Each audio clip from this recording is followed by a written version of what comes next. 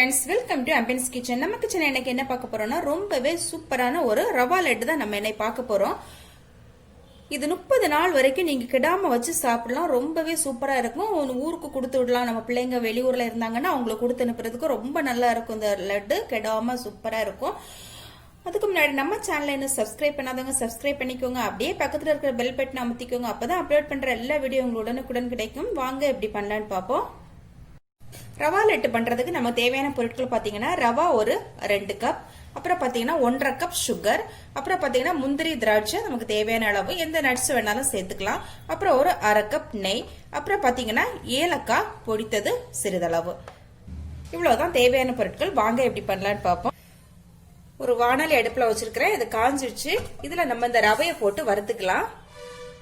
2 நிமிஷம் வறுத்தா போதும். நிறம் மாறக்கூடாது. ரொம்ப கவனமா வறுக்கணும். 2 நிமிஷம் ஆயிட்டு நம்ம இப்ப இதை ஆற விட்டு பவுடர் பண்ணி எடுத்துக்கலாம். இப்ப இந்த தாளிப்பு கரண்டி நான் அடுப்புல வச்சிருக்கிறேன். அதுல நம்ம எடுத்து வச்சிருக்கிற நெய்யை விட்டு உருக்கி எடுத்துக்கலாம். உருக்கி அதுல நம்ம முந்திரி திராட்சை வறுத்து எடுத்துட்டு ரிமைனிங் நெய்யை லட்டு பிடிக்கிறதுக்கு யூஸ் பண்ணிக்கலாம். நெய் நல்லா சூடாயிடுச்சு. இப்ப நம்ம எடுத்து வச்சிருக்கிற இந்த முந்திரி திராட்சை இதுல போட்டு வறுத்து எடுத்துக்கலாம். இப்ப முந்திரி திராட்சை நல்லா வறுபட்டுடுச்சு. இதை வெளியே எடுத்துடலாம். நெய் கொஞ்சம் ஆறட்டும். ஓகே ஃப்ரெண்ட்ஸ், ரவையை இப்ப நம்ம நல்லா பொடிச்சு எடுத்துட்டோம். ரொம்ப ஃபைன் பவுடர்லாம் ஆகாது. கொஞ்சம் ஒரு நொரன்னு இருக்கும் இருக்கட்டும். அதுக்கப்புறம் அது கூடவே இந்த பொடிச்சு வச்சு சர்க்கரை சேர்த்துக்கலாம். சேர்த்து நல்லா கலந்து விட்டுப்போம்.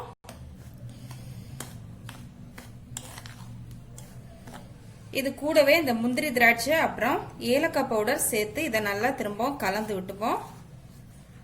இப்ப நம்ம கொஞ்சம் கொஞ்சமா இந்த நெய்யை விட்டு கலந்துக்கலாம்.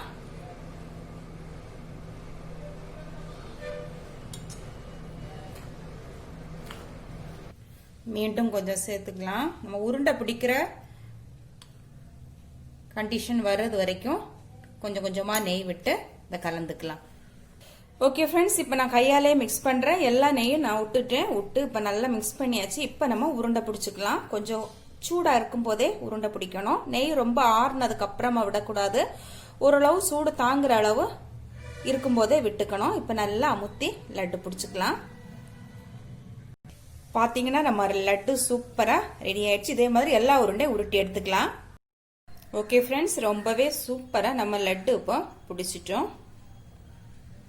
இது பாத்தீங்கன்னா இப்ப 2 கப் ரவா எடுத்து பண்ணிருக்கிறோம். அந்த 2 கப் ரவா 400 கிராம் ரவா. இதுல 20 லட்டு கிடைச்சிருக்கு. நீங்க நெய் சேர்த்து உருட்டும் போது உங்களுக்கு உருட்ட வரல அப்படின்னு ஃபீல் பண்ணீங்கன்னா நீங்க ஒரு 2 டேபிள் ஸ்பூன் நல்ல சூடான வெதுவெதுப்பான பால் சேர்த்து பிசைஞ்சுக்கலாம்.